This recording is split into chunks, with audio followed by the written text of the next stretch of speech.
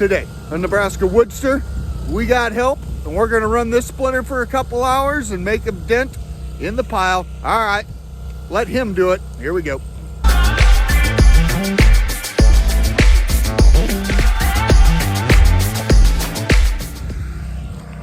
Hey WoodSTRs, my name is Mike. Well, we're back here at the stack and pile. Wrangled up some help here. One of the kids from high school here is going to be helping out.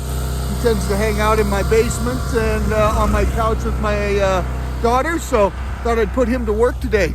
So today his first time him running the splitter, so we went through all of the safety tips and keeping the fingers on, keeping all 10 fingers is the main goal here before we get done. He said it made sense, so I think that's good, but kind of showed him a couple of tricks, but most of that, as long as you keep all your fingers and toes, the main thing is just put some hours underneath your belt and you'll figure out the right way. But seems to be doing a nice job. Anybody that watches, you know, when you're doing something for the first time, the last thing you need is someone standing over staring at you, because then it makes you all nervous. So I'll just let the camera do that. He won't even know it's there, and I'll go find something else. We're gonna double it up here in the yard today and get a couple of things done. I'm not sure what I'm gonna do, but I really don't want to stack, but I might do some stacking and we might switch on and off. So anyway, we'll let the camera do the spying on him, see how he does. All right, here we go.